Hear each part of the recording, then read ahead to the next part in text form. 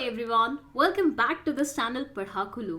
My name is CS Payal भोपली and हम पढ़ रहे थे क्लास 12th का बिजनेस स्टडीज का NCERT बुक. इसमें हम 2 चैप्टर्स ऑलरेडी पढ़ चुके हैं. अब हम पढ़ रहे हैं चैप्टर 3 जो कि है बिजनेस एनवायरनमेंट. जिस भी स्टूडेंट ने अभी तक की वीडियोस नहीं देखी, लिंक लिखा हुआ है प्लेलिस्ट का डिस्क्रिप्शन बॉक्स में, जाके देख लीजिए. चलिए अब हम बात करते हैं कि आज इस वीडियो में हम किस टॉपिक के बारे में बात करने वाले हैं.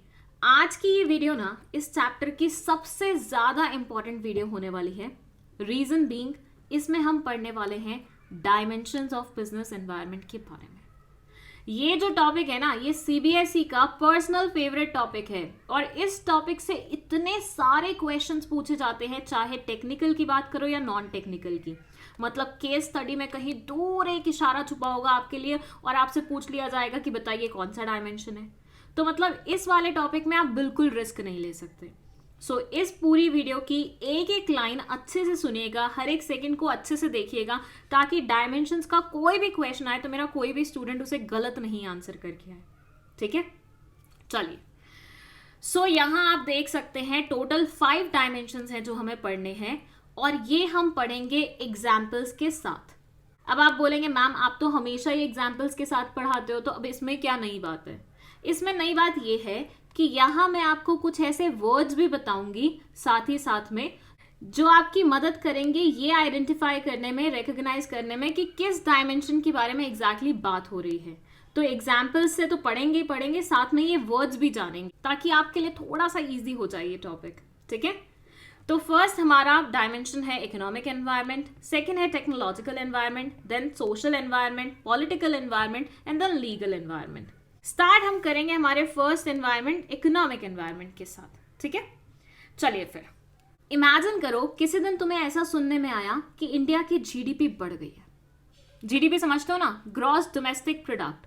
मतलब एक साल में एक कंट्री ने कितने नंबर ऑफ प्रोडक्ट्स बनाए हैं, प्रोड्यूस किए हैं, उसका वैल्यूएशन.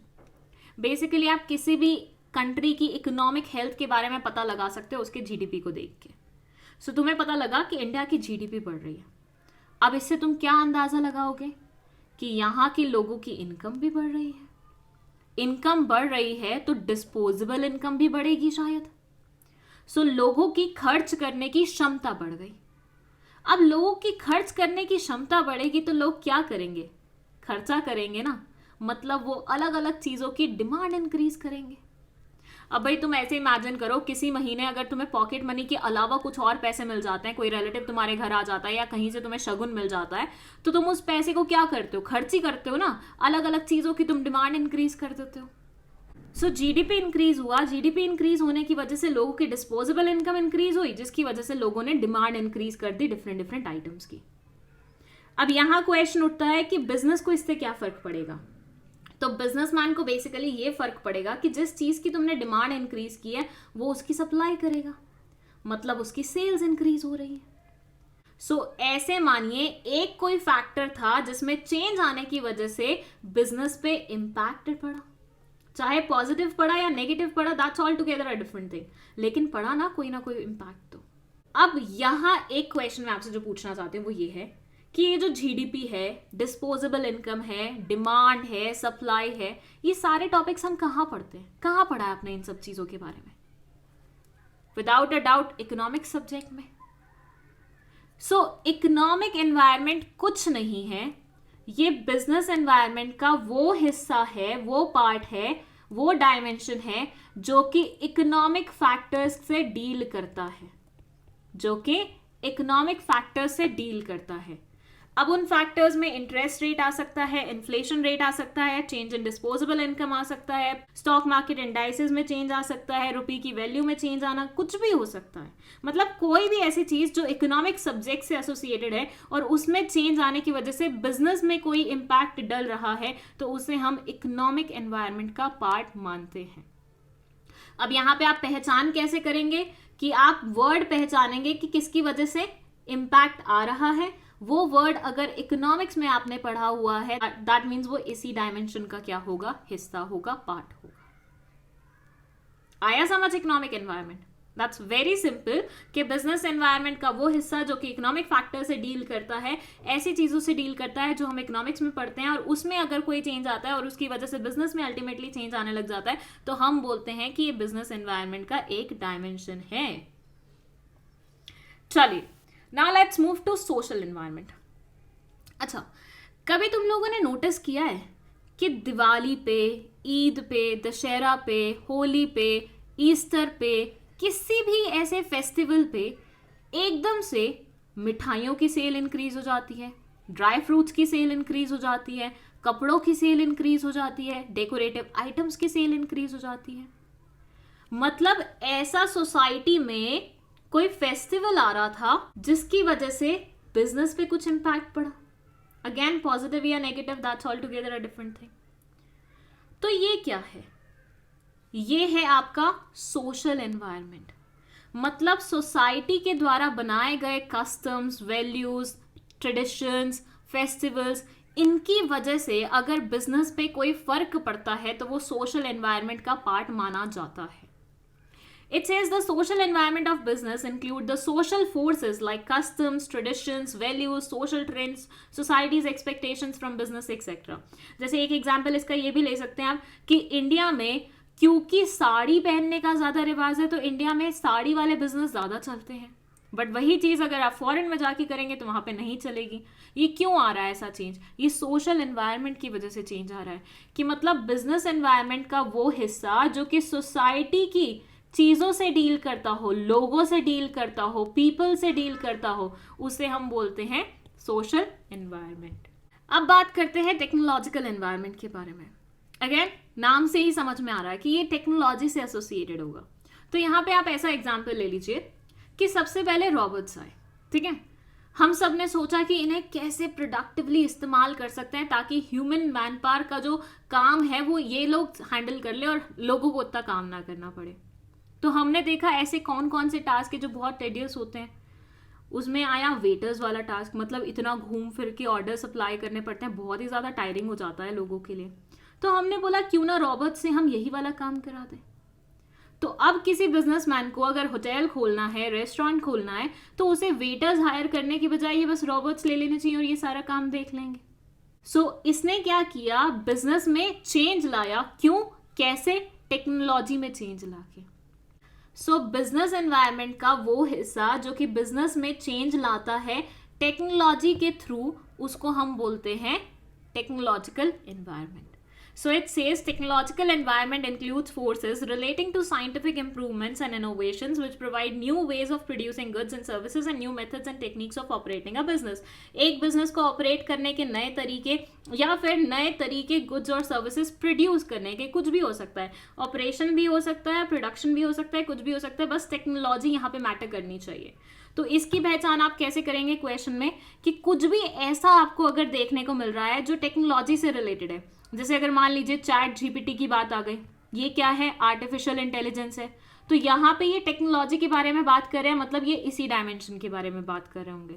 इंटरनेट की बात आ गई, इंटरनेट की वजह से कोई चीज में चेंज आया है, तो अगेन वो टेक्नोलॉजी की बात करना चाह रहे हैं। तो ऐसे कोई भी वर्ड जो कि टेक्नोलॉजी से एसोसिएटेड होते हैं, अगर वो आपको देखने को मिल रहे हैं क्वेश्चन में, तो ये आपका आंसर होगा। चलिए, नेक्स्ट है पॉलिटिकल एनवायरनमेंट। आप लोगों ने नोटिस किया है कि जब कांग्रेस सरकार इंडिया में राज किया करती थी तो कुछ अलग बिजनेसमैन थे जो पैसे कमा रहे थे, मतलब वो लाइमलाइट में रहते थे कि हाँ वही इंडिया में सबसे ज्यादा मैन्युफैक्चरिंग कर रहे हैं, प्रोडक्शन कर रहे हैं, सबसे ज्यादा पैसा कमा रहे हैं। और जैसे ही सरकार चेंज हुई, मोदी सरकार एग्जिस्टेंस में आई, बीजेपी सरकार एग्जिस्टेंस में आई, तो हमने देखा अलग उद्योगपति पैसा कमाने लग गए। मुकेश अंबानी जी का नाम ले लीजिए या फिर पतंजलि वाले इंसान का नाम ले लीजिए, ये सारे लोग एकदम से लाइमलाइट में आए और बहुत बहुत बहुत पैसे कमाने लग गए, मतलब इनके बिजनेसेस बहुत अच्छे चलने लग गए। कभी सोचा ऐसा क्यों हुआ? रीजन ये है कि जब कांग्रेस सरकार एग्जिस्टेंस में थी तो उन्होंने ऐसी कुछ पॉलिसीज बनाई थी जो किन्हीं बिजनेसमैन को फेवर करती थी और किन्हीं बिजनेसमैन को फेवर नहीं करती थी। बट वहीं पे जब सरकार चेंज हुई, पॉलिटिकल पार्टी चेंज हुई, तो पॉलिसीज भी चेंज हो गई। नई सरकार ने नए रूल्स बनाए, नई पॉलिसीज लाई, जिसने अलग बिजनेसमैन को फेवर कर दिया और पुराने वाले बिजनेसमैन को नहीं किया।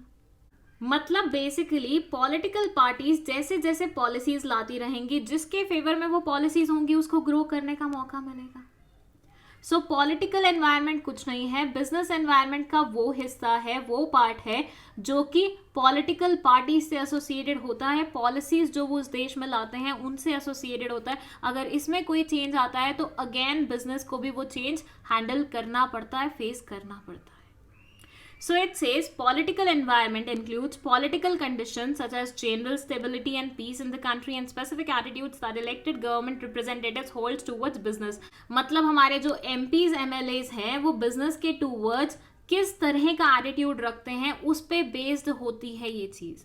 एंड अगेन इसको हम इस तरह से भी ले सकते हैं कि जैसे कुछ कंट्रीज हैं वो बहुत पीसफुल है, मतलब अगर देखा जाए तो India kind of peacefully consider किया जाता है, यहाँ पे आए दिन लड़ाई झगड़ा नहीं हो रहा होता। लेकिन वहीं पे कुछ ऐसे नेशंस हैं जहाँ पे हर दिन लड़ाई झगड़ा हो रहा होता है, जैसे पाकिस्तान हो गया, कुछ ना कुछ चीज़ पे लड़ाई हो ही रही है, आजकल यूक्रेन हो गया, कोई ना कोई चीज़ पे वॉर चल ही रहा है। तो ऐसे एनवायरनमेंट में बिजनेस करना is not possible, whereas peaceful environment में बिजनेस करना इज पॉसिबल। तो ये भी एक एंगल है जो हमें इन्फ्लुएंस करता है बिजनेस करने में, और अगेन ये किससे लिंक्ड है, पॉलिटिकल एनवायरनमेंट से लिंक्ड है। चलिए लास्ट है हमारा लीगल एनवायरनमेंट। यहां हम एग्जाम्पल लेते हैं डीजल गाड़ियों का।